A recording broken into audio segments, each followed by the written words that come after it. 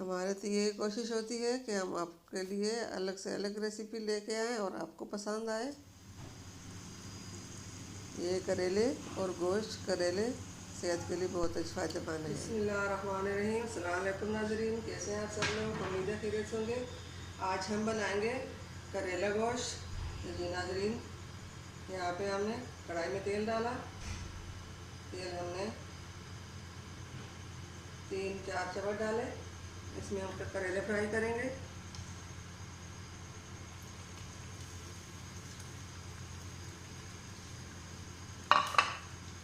जो पहली बार हमारे वीडियो देख रहे हैं, हमारे वीडियो को लाइक करना, सब्सक्राइब करना ना भूलिए।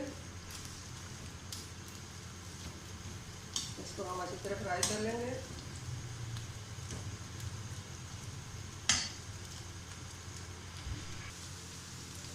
करेले फ्राई हो चुके हैं, इसको हम निकालेंगे।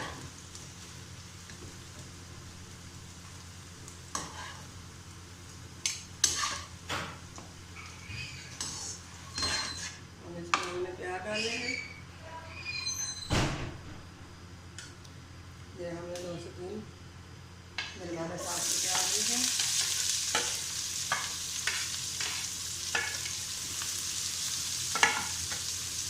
हम इसको भी डालना है।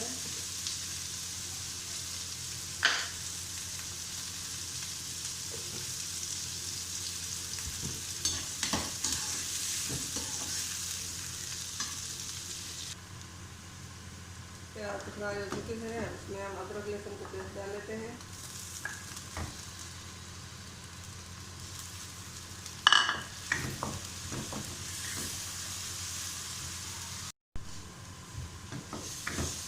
अब हम इसमें दूध डाल लेते हैं।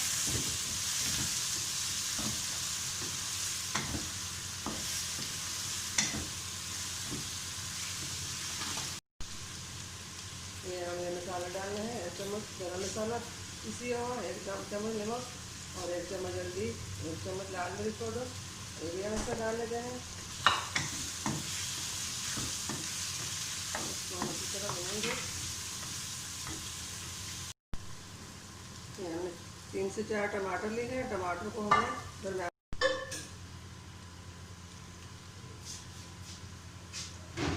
टमाटर को बिस्मिल्लाहिर्रहमानिर्रहीम। टमाटर गल चुके हैं। ये टमाटर के ऊपर से हमने छिलके उतार लेना है और इसको हम अच्छी तरह मिक्स कर लेंगे।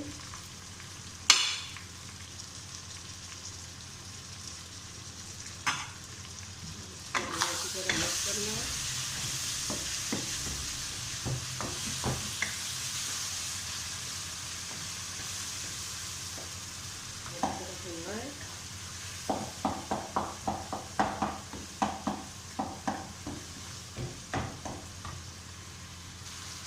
और इसको अच्छी तरह फ्राई हो चुका है।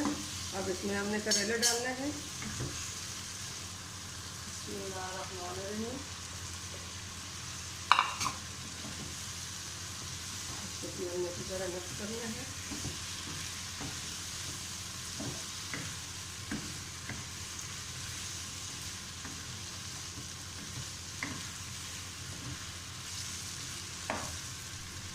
साथ में हमने हरी मिर्च भी डालनी है।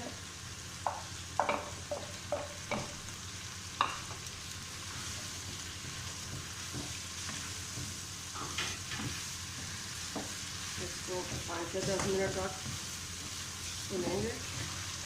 और जिस पानी में हमने गोश्त उबाला था, वो पानी जो है वो भी हम इसे थोड़ा सा डालेंगे।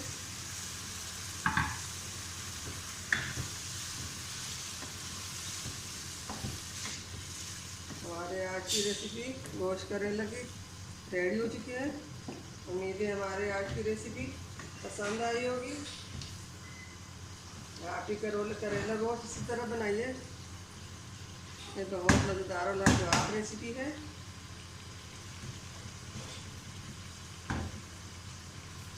उम्मीद है हमारे आज की रेसिपी पसंद आई होगी। मिलते हैं अगली वीडियो के साथ।